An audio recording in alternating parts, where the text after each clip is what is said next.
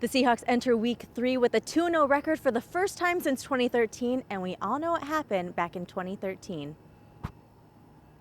Well, this week, the next test for the Seahawks is the New Orleans Saints, who's coming off a loss and hungry to get back in the win column.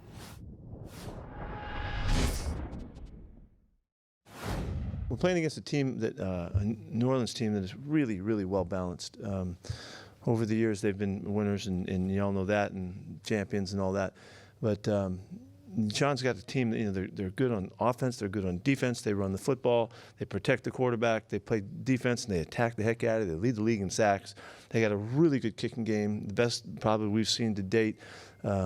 Speed and toughness and all of that and scheme. So it's a game that calls for us to play really solid across the board. Everybody's got to show up. Everybody's got to do well, because these guys can get you a lot of ways. So we have a lot of respect for this opponent, and it's great for us. We need to play good ball across the board too, and see if we can put together a good game. So it should be an exciting one. The Saints' loss last weekend was a costly one, as future Hall of Fame quarterback Drew Brees suffered a thumb injury early in the game. Backup Teddy Bridgewater stepped in and played the rest of the game. Bridgewater is a proven starter and winner in the league, taking the Minnesota Vikings to the playoffs in 2015. He's really solid. I mean, he manages the game beautifully. He's experienced. He's poised. Good decision maker. I'm sure, in Sean's package of stuff and all the beautiful things they do on offense, they got a ton of stuff that they'll do with him. They won't hold back. I don't think. You're comparing him to Drew Brees, who's one of the all-time players ever.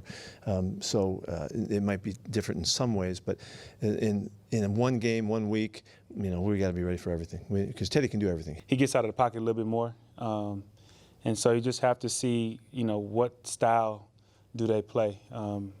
Drew's been playing for a long time, so he's mastered a lot of, the reads and things of that nature. And so you just got to see what type of offense are you going to see. It's going to be a little bit different, but it shouldn't be crazy different. Even without their star quarterback, the Saints have plenty of offensive weapons, starting with running back Alvin Kamara.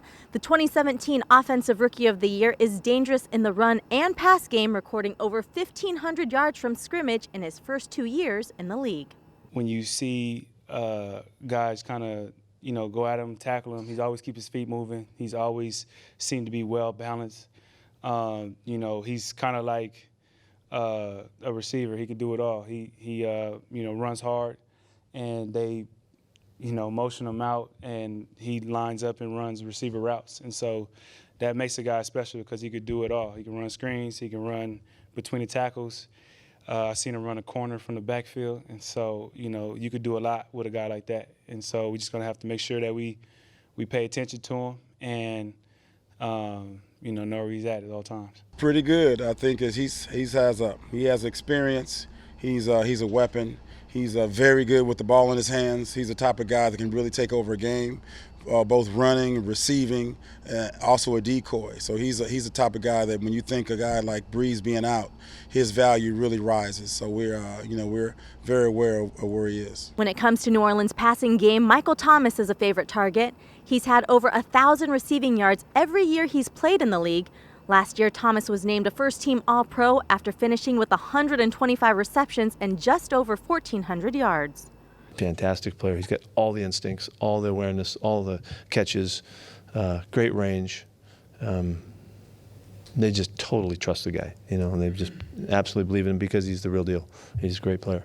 Anytime you play a receiver of his caliber, he's going to make his plays. He's a guy that you have to really understand his talents, and he's pretty good. So it's going to be important for us to do a lot of film study and do the best we can to contain him. The Seahawks offensive line gave up 4 sacks in the first half against Pittsburgh. They will be tested again this week by the Saints, who lead the league in sacks with 9, led by Trey Hendrickson. You have to understand what they're trying to do. They have a lot of multiple different packages. They got a lot of different things they do coverage-wise and blitz-wise and everything else. So you got to understand what they're doing. And, their defense coordinator is tremendous. They got a lot of great football players across the board on their defense, from the defensive line to the linebackers to the safeties to the corners to everybody. So Cam Jordan, here's their lead guy. Davis is a great player. Lattimore, great player. There's a lot of guys who can play on that side of the football. And so For us, we just got to be sharp. We got to be clean. We got to understand what we're trying to do. We got to be able to be physical, in our running game. We got to be able to make plays down the field. We got to be able to get the ball out when we can and do all those things. So we got to have a great mixture of things that we do, and we'll make sure we try to do that. 4 down is probably the biggest change. They got the four down line. Some similarities, with the structure of play. I mean, Cam Jordan's a terrific player. Really good against the run, really good against the pass. They penetrate, they move. They're going to be going sideways and laterally, which you got to be really good passing off games, both in the run game and the pass protection. I think they're leading the league in sacks right now. So, again, each week when we play people, it's not like we're sitting there going, "Oh, this will be a piece of cake. Oh, we got these guys." They all got problems that they create, and New Orleans, they throw a bunch of different pressures at you.